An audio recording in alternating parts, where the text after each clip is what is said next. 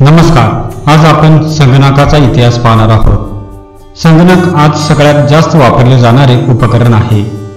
आधुनिक यंत्र असून सुरुवात मात्र अतिशय साध्या पद्धतीने झाली। बेरीज वजाबाकी तसेच सोपी गणिते सोडवण्यासाठी वेगवेगळ्या यंत्रांचा वापर करता करता संगणकाचा शोध लागला व मागील काही वर्षात या क्षेत्रात प्रचंड संशोधन झाले आहे। संगणक विविध औद्योगिक आणि ग्राहक उपकरणांसाठी नियंत्रण प्रणाली म्हणून वापरले जातात। यात मायक्रोवेव्ह ओव्हन आणि रिमोट कंट्रोल्स, औद्योगिक रोबोट्स आणि संगणक सहाय्यित डिझाईन सारखी फॅक्टरी उपकरणे आणि वैयक्तिक संगणक आणि स्मार्टफोन यांसारख्या मोबाईल डिव्हाइस सारख्या सामान्य हेतूची साधने यासारख्या खास साधनांचा समावेश आहे। संगणकाचा इतिहास हा विज्ञान, गणित, अभियांत्रिक, उद्योग, व्यवसाय आणि राज्य सरकारे या सगळ्यांचा कसा घनिष्ठ परस्पर संबंध असू शकतो आणि यातून राष्ट्रांना व्यापार आणि युद्धात उपयुक्त अशी साधने कशी निर्माण होतात, अणुबॉम्बप्रमाणेच संगणक या विषयाची सुरुवात जॉर्ज बोलच्या गणित व तर्कशास्त्रातल्या मूलभूत संशोधनातून झाली। नेहमीच्या बीजगणितात बेरीज आणि गुणाकारातून आकडेमोड केली जाते।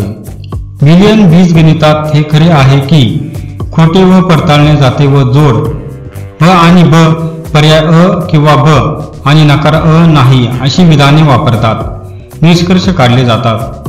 या तर्ककृतीच्या आधारावर सर्व डिजिटल इलेक्ट्रॉनिक्स आणि सगळ्या कम्प्युटर प्रोग्रामच्या भाषा विकसित झाल्या आहेत। 1936 मध्ये इंग्रज गणित तज्ञ ॲलन ट्युरिंगने लंडनच्या गणित ज्ञानासमोर एखादे विधान तर्कशास्त्रीय गृहीतकातून नेटकेपणे ठरवलेल्या टप्प्याटप्प्यांच्या कृतिक्रमातून सिद्ध करता येते का हा प्रश्न उपस्थित केला।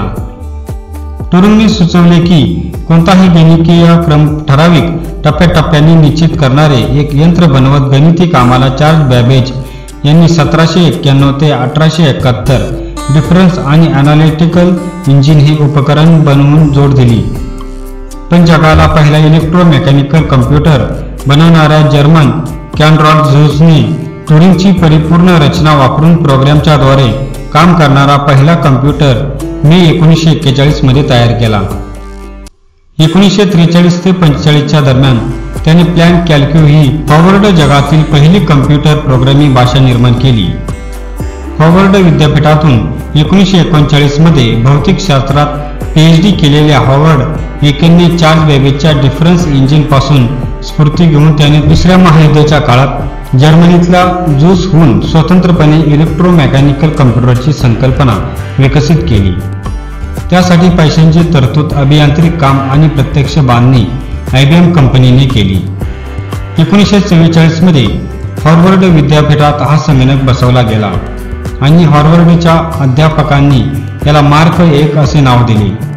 या संगणकावर अगदी सुरुवातीला अमेरिकेच्या अणुबॉम्ब प्रकल्पासाठी बॉम्ब फोडायला अंतरस्फोटाचा वापर करता येईल का याची आकडेमोड करणारा प्रोग्राम चालवला गेला होता।